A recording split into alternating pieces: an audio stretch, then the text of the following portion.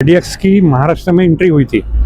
ये बताओ, अगर ये गाड़ी 100 की स्पीड से जा रहा है तो उसके सामने कौन खड़ा रहेगा? ये गाड़ी सब यहाँ से वेब्रिज से होके चेकिंग होके आरटीओ साहब चेकिंग करके फिर गाड़ी एग्जिट होगी। पैसा तो लेगा ठीक है, लेकिन हमारे यहाँ से 2 घंटा 3 घंटा डेली क्या ट्रैफिक में रहना, यहाँ से 5 किलोमीटर आश्रय तक जाम हो जाए, उधर ये अपना पुलिस स्टेशन तक जाम हो जाता है। तो ये पैसे की एक तरीके से ड्राइवर को मूर्ख बना के, ट्रांसपोर्टर को उल्लू बना के उससे लूट चल रही है और अल्टीमेटली ये पब्लिक का ही पैसा जा रहा है।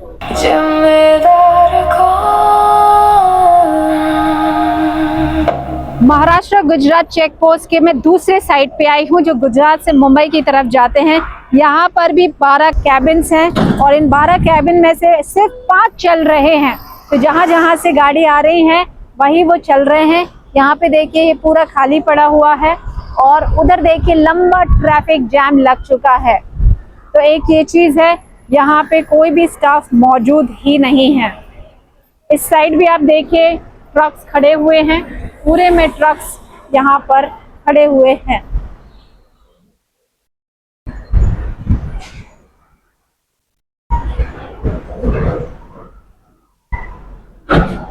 यहाँ पे कोई स्टाफ ही नहीं जिनसे हम बात करके पूछ सके।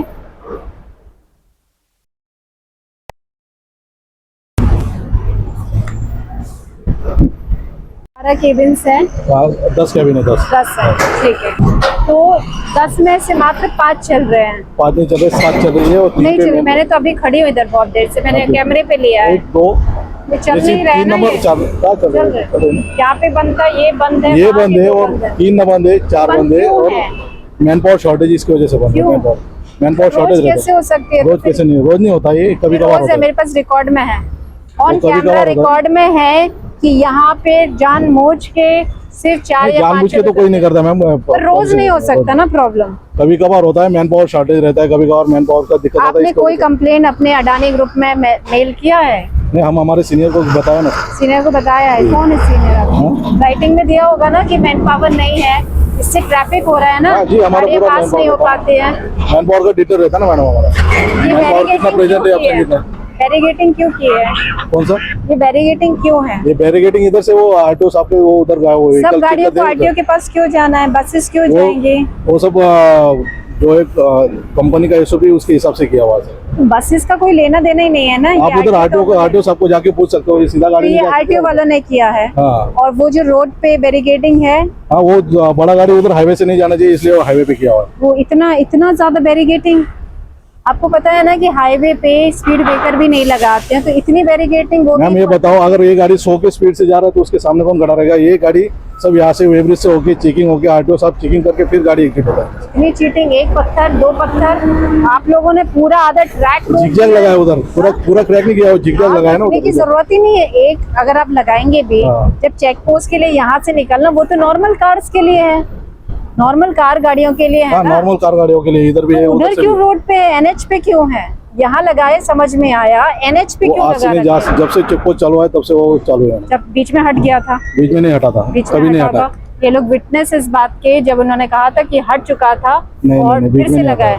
और ये क्या लीगल है लगाना? लीगल है। आप मुझे पेपर पे बता दीजिए। अगर हमारे सीनियर से बात कीजिए आप, हमारे सीनियर ऑफिस में है, बजरंग यलमले साहब और रिकॉर्ड में बोला, उन्हें पता ही नहीं कुछ। वही जवाब वही दे सकते हैं। उन्होंने बोल दिया आरटीओ के पास चले जाइए।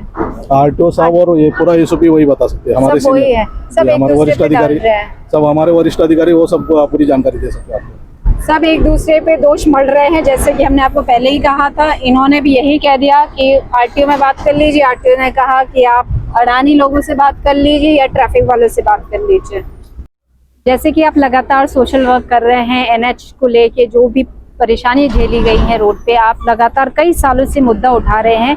हमें इस चेक पोस्ट के बारे में जो ड्रॉबैक्स हैं, जो चैलेंजेस हैं, उसके बारे में थोड़ा सा जानकारी दीजिए। देखिए, अभी जो हम बॉर्डर चेक पोस्ट पे हैं, ये जब बना तब इसका मकसद ये था कि उस टाइम पे, उस जमाने में आरडीएक्स की महाराष्ट्र में एंट्री हुई थी।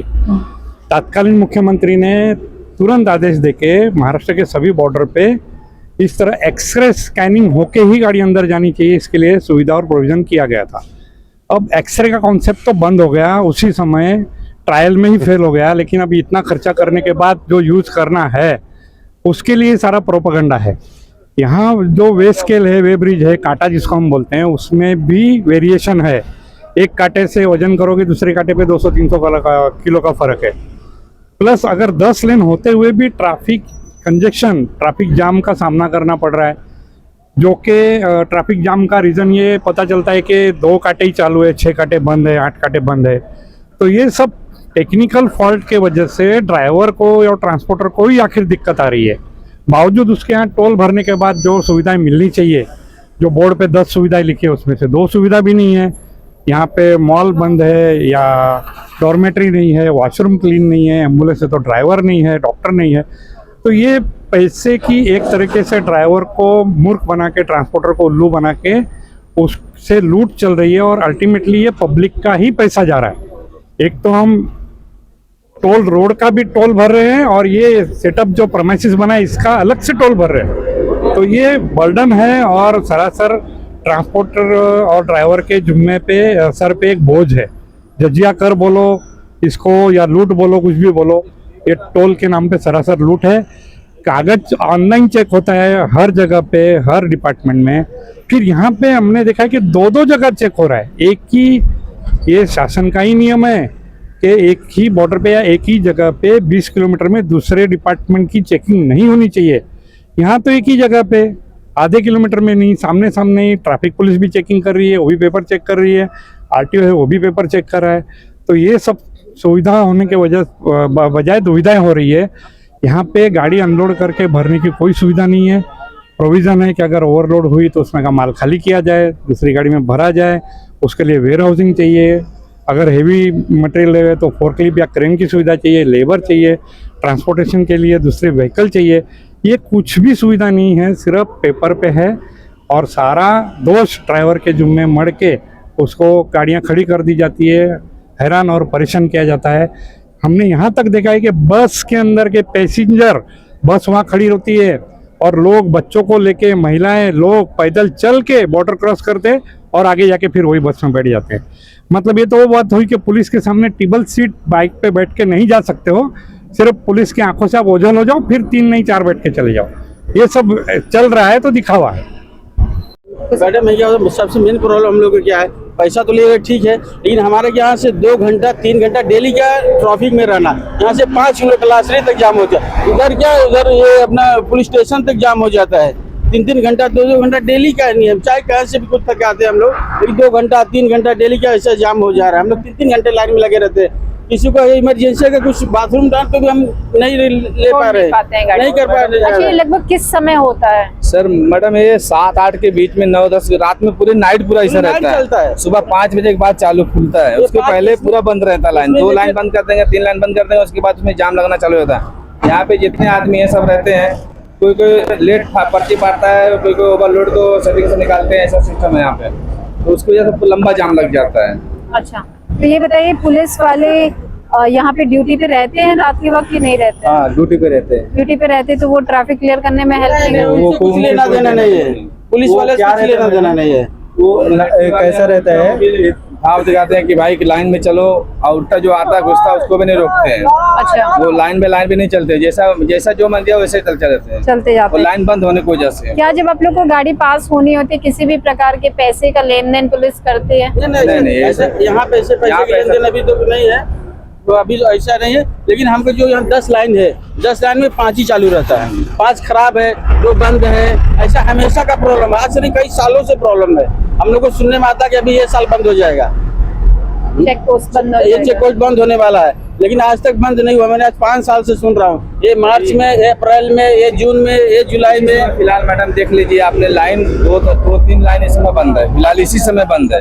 अभी नाइट होगा तो 2-3 लाइन और बंद है, तो लंबा जाम लगेगा ना मैडम, उसके लिए। परफेक्ट, आप सही कह रहे हैं। 10 लाइन में 5-6 लाइन चालू रहता है, बाकी का सारा बंद करके रखते हैं, पूरा टोटल अपनी मनमानी करते हैं। हम लोग का कोई सुनवाई नहीं है।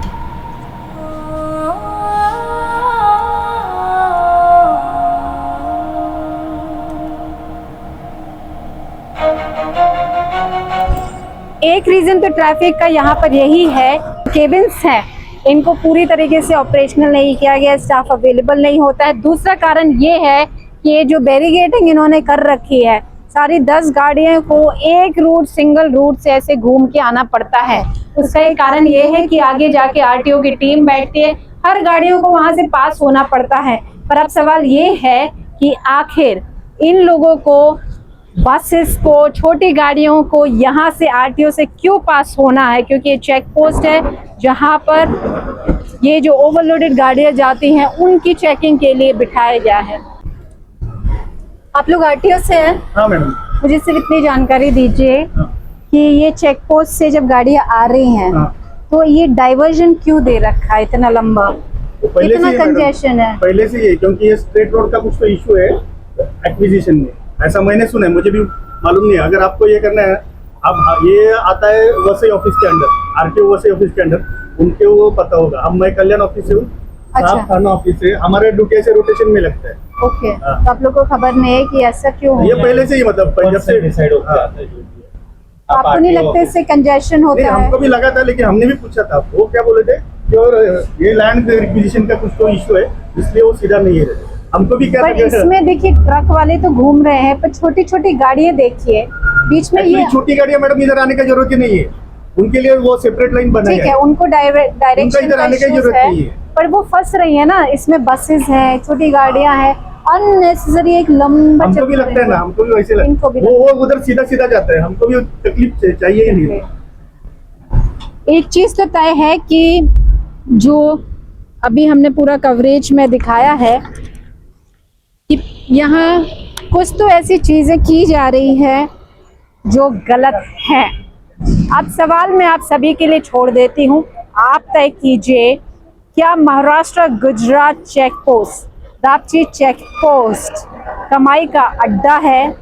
क्या ये आरटीओ और अडानी ग्रुप के कर्मचारियों के बीच की मिली भगत है? क्या ये जानबूझ के ट्रैफिक कंजेशन इसीलिए किया जाता है कि पैसों की कमाई हो सके? सवाल मैंने छोड़ दिए हैं, जवाब का इंतजार रहेगा।